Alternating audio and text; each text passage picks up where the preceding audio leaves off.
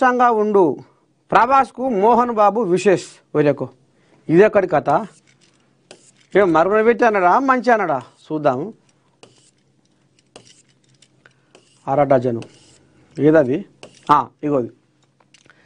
rebel star ప్రభాస్కు జన్మదిన శుభాకాంక్షలు వెల్లువెత్తాయి ఓహో ఈ కోయిలాగది పుట్టినరోజా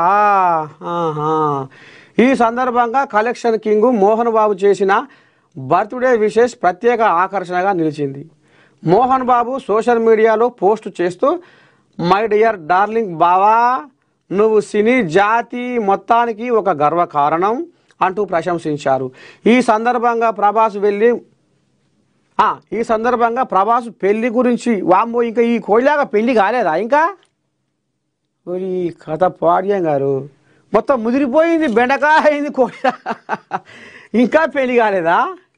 రామచంద్ర కథ ముద్దుగానే ఉందిగా నువ్వు త్వరగా పెళ్లి చేసుకొని నీకు అర డజన్ నుంచి ఏకంగా ఒక డజన్ మంది పిల్లలు కూడా కలగాలని సంతోషమైన జీవితాన్ని గడపాలని మనస్ఫూర్తిగా కోరుకుంటున్నా ఇక ఆయన సగం ఈడైపోయింది మోహన్ బాబు ఆయన సగం ఈడైపోయింది ఇక ఆయన పెళ్లి చేసుకొని ఇప్పుడు మంచం ఎక్కి ఇప్పుడు ఆయన డజన్ మంది పిల్లలకు అంటాడు 21 ఏళ్ళు 22 23 ఏళ్ళ మగోడు పెళ్లి చేసుకుంటే మంచిదేమో అనుకుంటున్నా ఇద్దరు ఏజ్ బార్ కూడా కాకముందుకే సరే 25 ఏళ్ళు 25 ఏళ్ళ మగోడు పెళ్లి చేసుకుంటే ఏమంటారు చూడు వయసులో సంపాదించిన పైకమన్నా ఉండాలి వయసులో పుట్టిన పిల్లలన్నా ఉండాలని అంటారు ఇక ఆయన ఏముంది ముసలితనానికి వచ్చిండు ఇప్పుడు కోయాగాది ఇన్ని రోజుల దాకా పెళ్లి చేసుకోలేదంటే ఏం తక్కువ 40 ఏళ్ళకు ఉన్నట్టుంది కోయాగ సగం పోనే పోయింది ఇప్పుడు ఇది మునిపే మందుల కూడు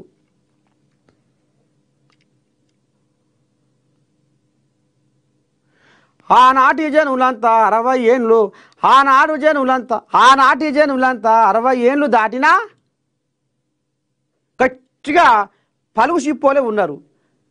కానీ ఈనాటి జనులు 30 ఏళ్ళకే ముసలోళ్ళు అవుతురు చూస్తలేం 30 ఏళ్ళకే ముసలోళ్ళు అవుతురు ముఖాలు ముడత పడుతున్నాయి మరి ఈ కోయాకు దాని సగం విడిపోయింది అర డజన్ కాదు డజన్ పిల్లలు కనాలని ఆశీర్వాదం పెట్టిండట మోహన్ బాబు ఈ కోయిలాగా మరి అర డజన్ ఏమో కానీ ఒకరిద్దరి కంటే ఆడికే మాకు ఆ కోయిలాగా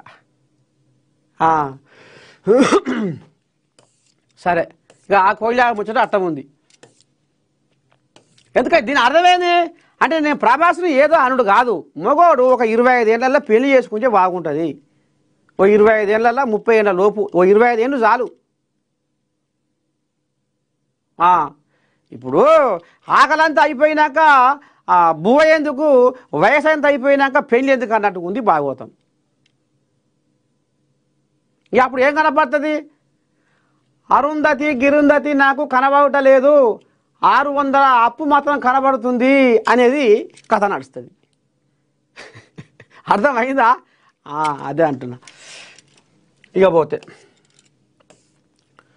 జూబ్లీ హిల్స్లో బీఆర్ఎస్కు 0 ప్రజలు మీకు కర్రుగాల్చి వాత పెట్టడం ఖాయం ఫ్యామిలీ తగాదాలు పరిష్కరించుకోలేనిది మాపై విమర్శరా మాజీ మంత్రి కేటీఆర్కు టీపీసీసీ చీఫ్ మహేష్ కుమార్ గౌడ్ కౌంటర్ ఇంట్లో పంచాయతీ అంటే దీని అర్థమైంది ఇంట్లో పంచాయతీని మీరు తశ్వ చేసుకోలేను